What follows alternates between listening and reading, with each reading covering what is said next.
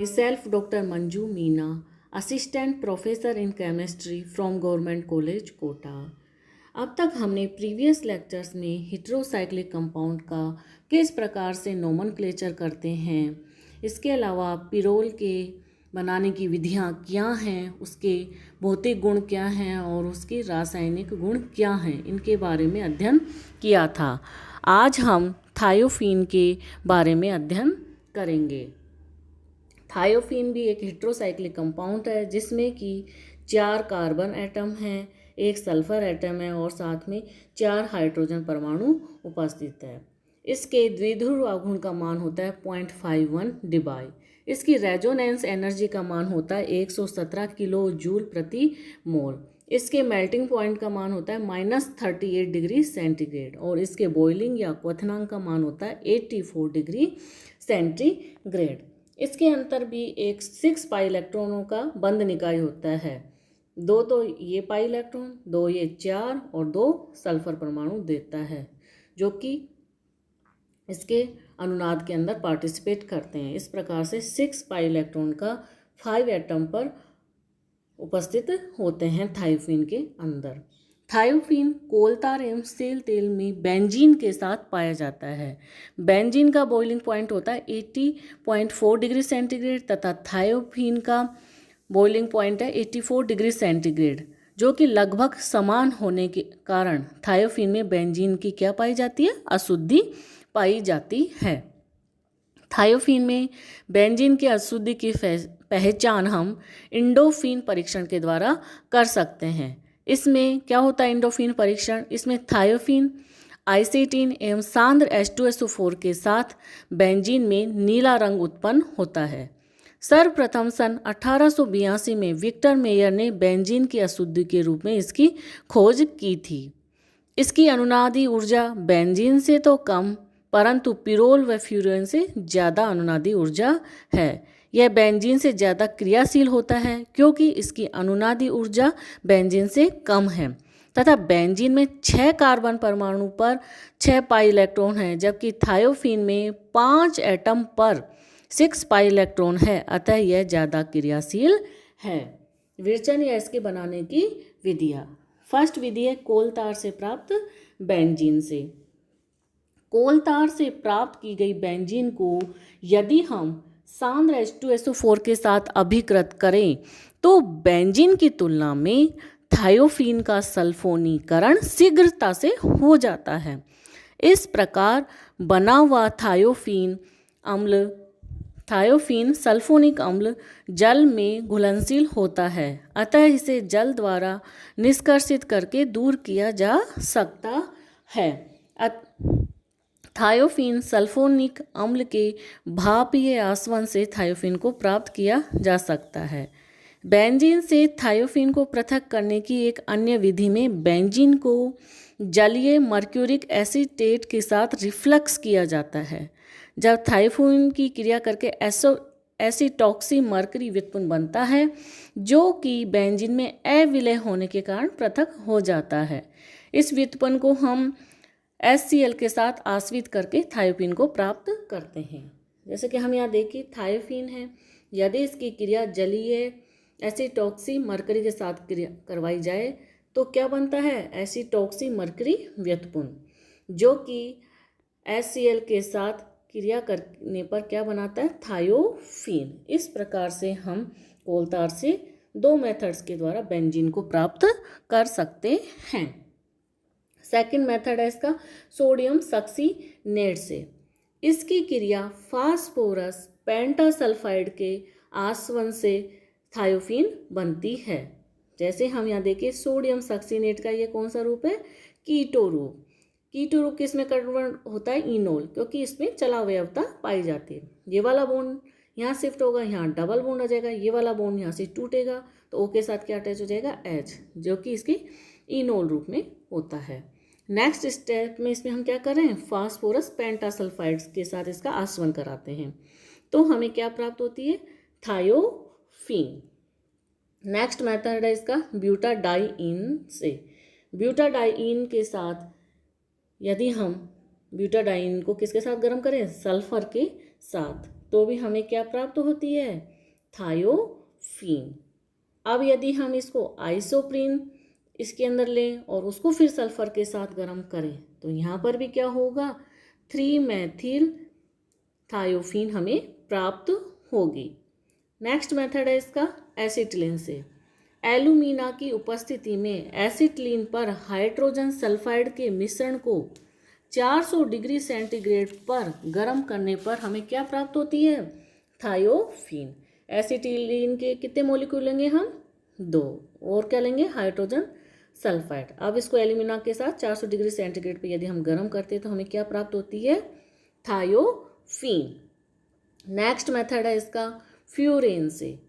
Furan से यदि हम P4S7 से के साथ उपस्थिति में गर्म करें तो भी हमें क्या प्राप्त होगी? थायोफीन। नेक्स्ट मेथड है इसका फ्यूरोइक अम्ल से। फ्यूरोइक अम्ल से बेरियम सल्फाइड के उपस्थिति में यदि फ्यूरोइक अम्ल का आसवन करें तो हमें क्या प्राप्त होगी? थायोफीन। ये है फ्यूरोइक अम्ल, ये है बेरियम सल्फाइड, किसमें कन्वर्ट कर देता है इसको? थायोफीन में।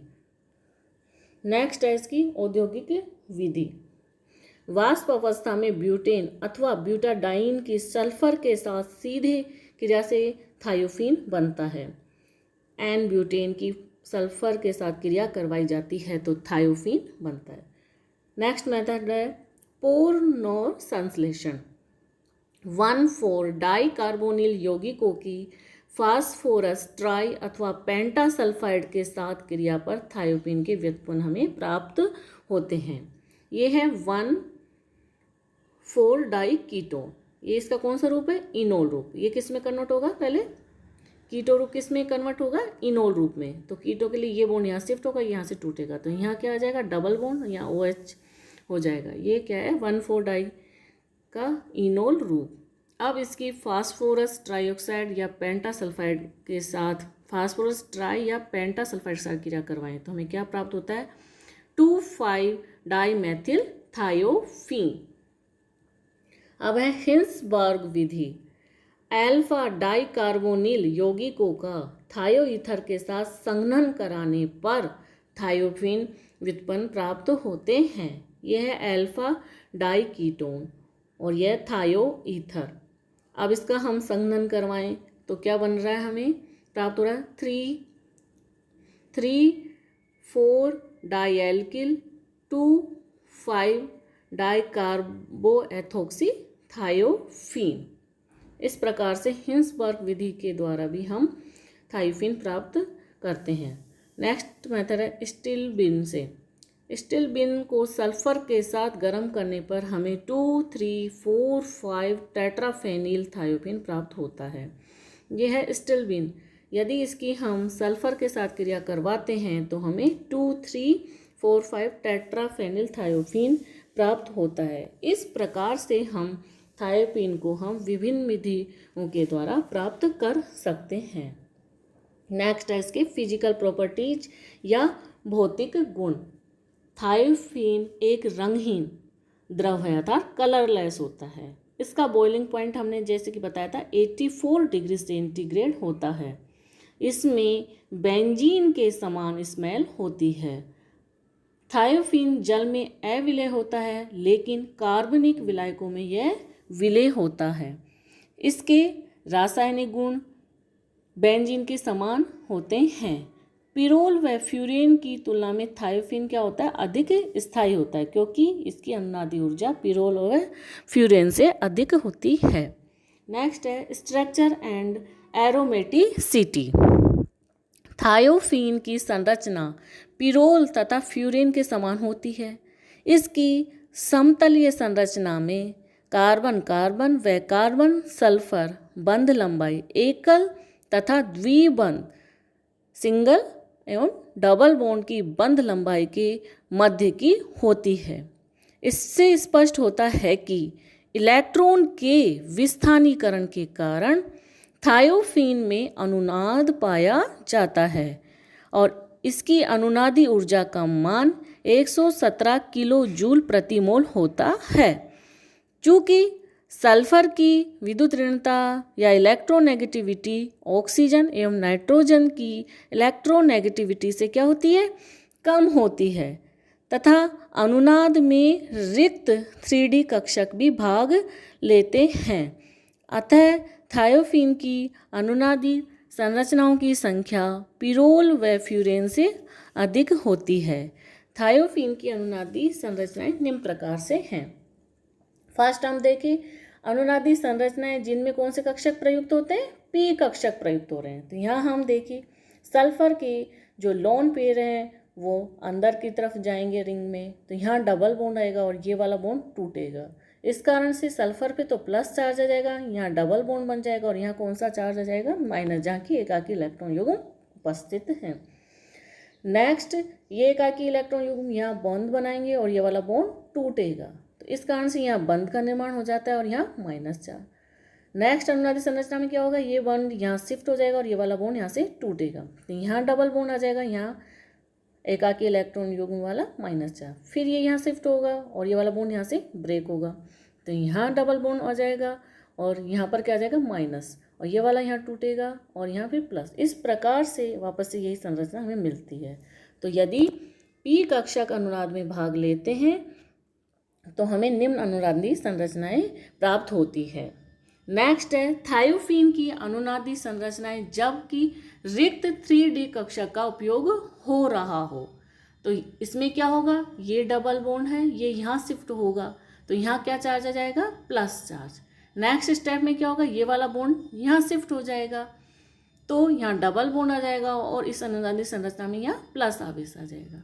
सल्फर पे एकाकी इलेक्ट्रॉन युग्म यहाँ शिफ्ट होंगे, तो यहाँ डबल बॉन्ड आ जाएगा।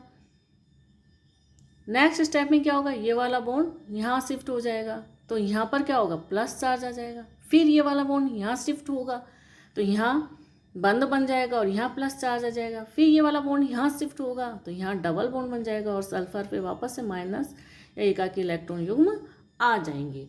अब हम जानते हैं कि सल्फर का एटॉमिक नंबर कितना होता है, 16। इसके बाह्यतम कक्ष में 3s2 और 3p4 इलेक्ट्रॉन होते हैं। जब इसमें हाइब्रिडाइजेशन होता है sp2, जिसमें कि s और p के दो कक्षक पार्टिसिपेट करते हैं, तो निम्न प्रकार से sp2 कक्षक बनते हैं और इसके pz कक्षक में एक लोन पेयर उपस्थित होता है। तो इस प्रकार से इसमें अनुनाद हाइब्रिडाइजेशन होता है, जिस कारण से इसके p कक्षक भी और d कक्षक भी अनुनाद में पार्टिसिपेट करते हैं। नेक्स्ट है इसकी आणविक कक्षक संरचना। आणविक कक्षक संरचना में इस प्रकार से हम इसको दर्शा सकते हैं कि ये सल्फर एटम है, इसके pz कक्षक में लोन पेयर उपस्थित हैं, ये कार्बन है, कार्बन कार्बन कार्बन, ये सारे कक्षक एक ही तल में उपस्थित होते हैं। एक ही तल में उपस्थित होने के कारण इसके जो पाई इलेक्ट्रॉन हैं उनका क्या होता रहता है, डीलोकेलाइजेशन। डीलोकेलाइजेशन होने के कारण इसकी का अनुनादी संरचनाएं बनती है और इन अनुनादी संरचनाओं जितनी अधिक बनेगी उतना ही यौगिक क्या होता है, स्थायी होता है। और इसकी अनुनादी ऊर्जा का मान जैसा कि हमने देखा था कितना होता है, 117 किलो जूल प्रति मोल। तो इस प्रकार से डीलोकेलाइजेशन में पी कक्षक और डी कक्षक जो कि हमने प्रीवियस स्लाइड में देखे थे पार्टिसिपेट करने के कारण इसकी अनुनादी ऊर्जा का मान पिरोल व फ्यूरेन से अधिक होता है, क्योंकि पिरोल के अंतर्गत और फ्यूरेन में केवल पी कक्षक ही अनुनादी संरचनाओं में पार्टिसिपेट करते हैं, क्योंकि ऑक्सीजन और नाइट्रोजन में डी कक्षक उपस्थित नहीं होता है। इस कारण से इसकी अनुनादी संरचनाएं उसकी तुलना में काफ़ी ज़्यादा हैं और वो डी कक्षक के पार्टिसिपेशन से इसकी अनुनादी ऊर्जा का मान ज़्यादा हो जाता है, लेकिन बेंजीन से कम होता है। इसी कारण से हमने कहा था कि इसकी अनुनादी ऊर्जा का मान बेंजीन से कम होने के कारण यह बेंजीन से अधिक क्रियाशील होता है। नेक्स्ट हम देखें कि इसकी रासायनिक अभिक्रियाएं किस प्रकार से होती हैं। तो इसकी रासायनिक अभिक्रियाएं बेंजीन से अधिक मिलती जुलती होगी, क्योंकि इससे बेंजीन की अनुनादी ऊर्जा से थोड़ा ही अनुनादी ऊर्जा का मान कम होता है। इसका कारण दूसरा ये भी है कि इसका जो अणुभार है, मोलिकुलर वेट। नेक्स्ट है एरोमेटिक गुण, इसका आकार, इलेक्ट्रॉन की संरचना आदि सभी बातों में ये किसके समान होता है, बेंजीन के समान होता है। इस कारण से इसकी जो केमिकल रिएक्शन है वो किसके समान होती है, बेंजीन के समान होती है। नेक्स्ट लेक्चर में हम आगे देखेंगे कि इसकी इलेक्ट्रॉन स्नेही प्रतिस्थापन अभिक्रियाएं किस प्रकार से संपन्न होती है। Thank you.